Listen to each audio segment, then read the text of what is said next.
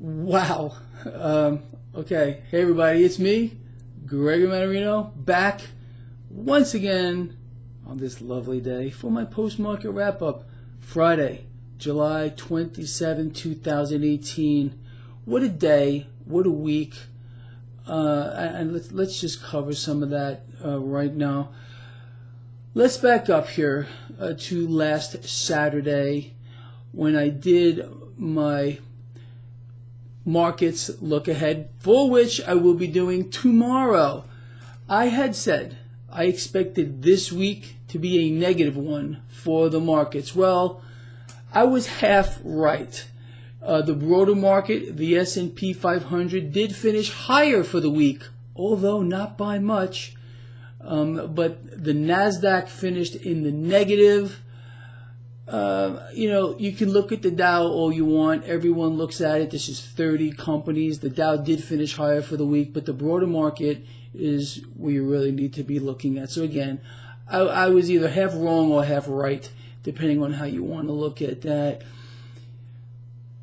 Today was an absolute whipsaw. An over 200-point swing with regard to the Dow Jones Industrial Average. I mean, we're getting fist-fed once again that our economy is the strongest that it's ever been.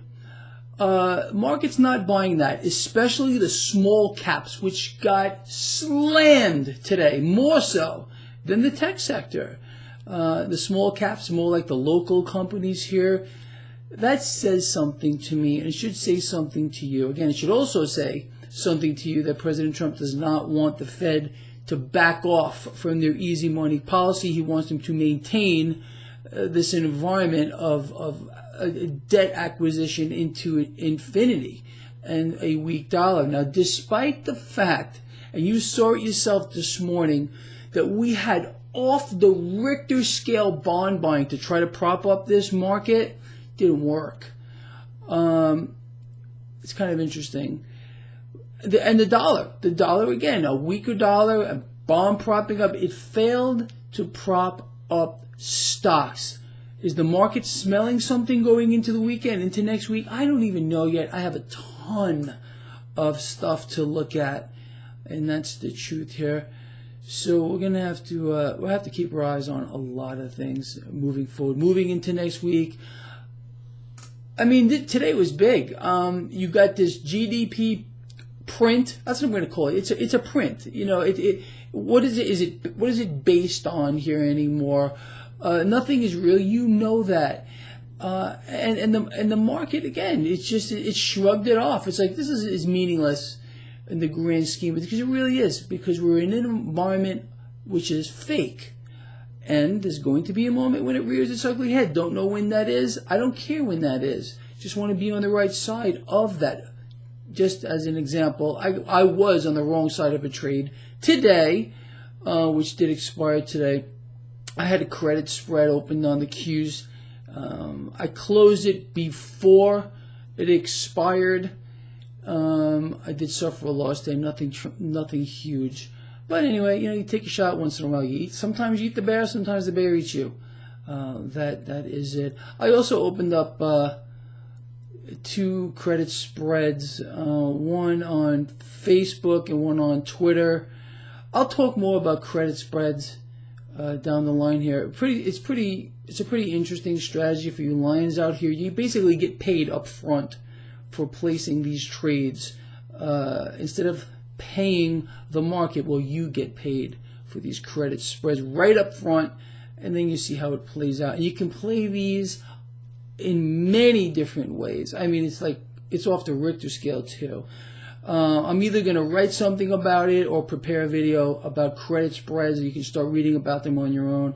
There's a lot of stuff out here on it. Anyway, I think that's it for today. But before I let you go, let's try to put a few things into perspective here.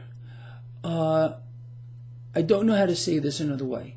Despite what's coming out of the mouths of our politicians, President Trump included, our economy is not as strong as he wants you to believe. And again, it just goes to the fact that he needs and wants the easy money to keep coming. If we were in a real recovery, the Fed would not be maintaining an abnormal, this is their words, monetary policy, not Greg Mannarino. When the Fed can finally normalize, and they can't, these incremental hikes to the federal funds rate are the way short end of the curve that's spooking our president. That should spook you. Again, the illusion has to be kept real. The Federal Reserve has to maintain a posture, true or not, that they are in control. Because again, the system here, all of it, is dependent on people believing it will continue to function. It's not backed by anything. It's not real. It's not on the elemental chart. It's being supported by debt. And this is what they want to keep going here. And I still believe they're going to try to prop this up until the midterms. And we'll see. It might work. It might not work. And I'm going to evaluate this all tomorrow. So let's just put this into one more perspective. So this week, I kind of got it half right or half wrong, depending on how you want to look at it. The 3 prior weeks nailed it to the wall. So for the last month, I got, let's say, 3.5 weeks of this market right. We'll see what happens tomorrow, and I'm going to think about it. I'm going to be looking at charts probably for the next couple of hours, trying to take in a lot of fundamental information too, because you can't just base this off of one thing. You all know that, or at least should know that. With that said, I will see you tomorrow, but love each other, care about each other, and please be charitable. With that said, I'll see you tomorrow.